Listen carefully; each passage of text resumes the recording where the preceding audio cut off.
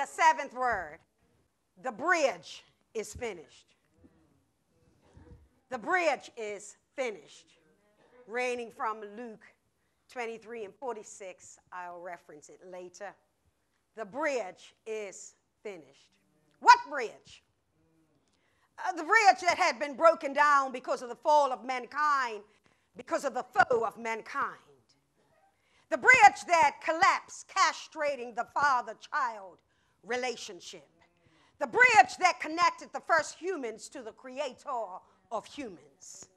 The day sin entered into the heart of mankind and became a part of the genetic coding for generations to come, there was a bridge that was broken down. No longer will God cross that bridge, transcending heaven's glory to commune with the first couple, Adam and Eve, in the cool of the day. No, sin blew up the bridge. Sin detonated the trust that existed between God and man. Yet we can rejoice today because even before the fall of mankind, God was kind enough to institute a plan of reconciliation.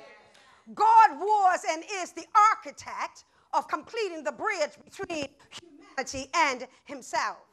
While God could not come down to sinful man, to sinful earth, he could send a sinless son, the Lamb of God, to earth to remove the splinters of sin that permeated his creation.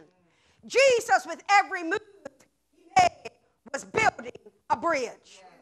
Mother Mary helped to build a bridge as she allowed her womb to be a place of purity, sanctity, and safety, to house the zygote lamb, the embryo lamb, the fetus lamb, the baby lamb. I'm talking about Jesus. Joseph helped to bridge and build the bridge as he finally acknowledged his role and responsibility of raising the royal seed of God. John the Baptist helped to build the bridge as he was a miracle baby himself who was born to blast the fact that Jesus, the Lamb of God, was coming to take away the sin of the world. Listen to him, John, talk about the bridge rebuilder. John 1 and 29. The next day John seeth Jesus coming unto him and saith, Behold the Lamb of God, which taketh away the sin of the world. In essence, you must understand that John knew that as Jesus walked and lived, Jesus was constantly building a bridge, constantly taking away sin, constantly taking away the darkness of sin that separated mankind from God. Mary Magdalene, she helped as she received the ultimate healing of being delivered out of a world of demonic oppression. And then she became a faithful follower of Jesus, even being one of his main financial contributors. The disciples helped to build this bridge as they were the initial followers and became the PR team, running the PR campaign, which helped to propagate the gospel message from Galilee to every city. The state church, the chief priests, the elders of the church unknowingly helped to build the bridge because their hatred supplied the cement to the structure that would hold the bridge in place. Can I park here for a moment and celebrate our haters? Celebrate the ones who helped to bridge the gap. Oh, yes, they did. Now I must highlight Judas, one of the disciples.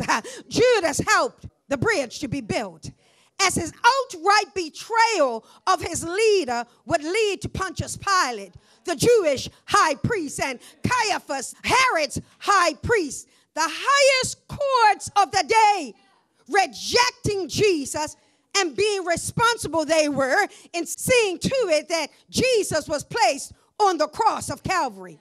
Oh, the darkness of the court system when it consents to crucifying the Son of God. Yet understand that Jesus had to be rejected by the high courts so that you and I would understand that His ways are not even understood by the courts of man, that no matter what the courts of man try to do, that they'll never measure up to the courts of heaven. Church, it was the darkness of this world that Jesus took upon his own body. Every sin, sickness, and disease Jesus carried to the cross. Jesus finished all he had set out to do. Darkness now encased the atmosphere as the light of the world was now fully eclipsed by the sin of man. As the betrayal is finished, the world got darker. As the battle is finished, it just got darker. As the bloodline is finished, the world got darker. As the bond is finished, it just got darker. As the body is finished, it got dark some more. And as the brokerage is finished, the sky just got darker more. And here we are at the seventh word. Luke 23:46, it says, and when Jesus had cried with a loud voice, he said, Father, into thy hands I command my spirit. And having said thus, he gave up the ghost. What Jesus was saying here is that the bridge is finished.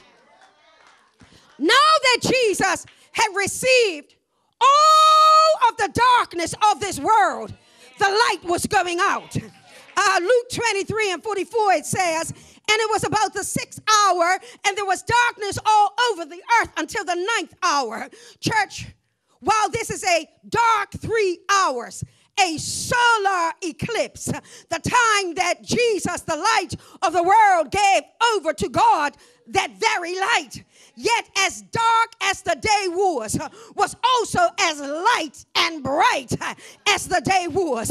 For Jesus had completed the bridge work. Jesus fulfilled the ransom and gave his life so that you and I could have life. Jesus took on the darkness so that you and I would not have to remain in darkness. Therefore, on this Good Friday 2018, I want to encourage the children of God, the children of light, to celebrate this day as a day when the darkness of this day gave way to the light of every day to come. That's why no matter how dark your day may be, how devastating your day may be, when you're a child of God, you understand that the light brightens up my day, that no matter how dark it is, this is a bright day because I've got Jesus, the light of the world, in my life. Now, hear me, church. Don't stay at Good Friday. There's another day coming. Honor Good Friday and make sure that before the darkness of death reaches you, that you have walked across the bridge of light. Oh, come on and help. We're going to remove the darkness. We're going to remove the darkness. And it gives way. The darkness of that day gives way to the light of that day. I'm so glad that Jesus died for me, that the darkness of my day now gives way to the brightness, to the light, to a reflection of God himself. Jesus, the light of the world. After darkness comes light. The bridge of light, the bridge of redemption, the bridge of salvation, the bridge of eternal life, the bridge of being reconciled with God the Father, God the Son, God the Holy Ghost. Because I believe in the bridge, I believe in a hill called Mount Calvary. I believe whatever the cost, and when time has surrendered and earth is no more, I'll still cling. I'll still cling. I'll still cling to that old rugged cross. Today, we have celebrated that it is finished. You got any rivers? You got any troubles? Let me remind you that because of this day, it is finished. Oh, you think that you can't make it through? You think that others will have dominion over you? Oh no, because of this day, it is finished. Put your hands together and give God praise. Thank you for the bridge. Thank you for the bridge. Thank you that I can walk the bridge. I can cross over the bridge. That there's no more gaps, no more spaces, no more chasms, because Jesus built the bridge. He built the bridge. And church, this is the lesson that we take to the world. We take to them not an incomplete work, but a completed. He paid the fee.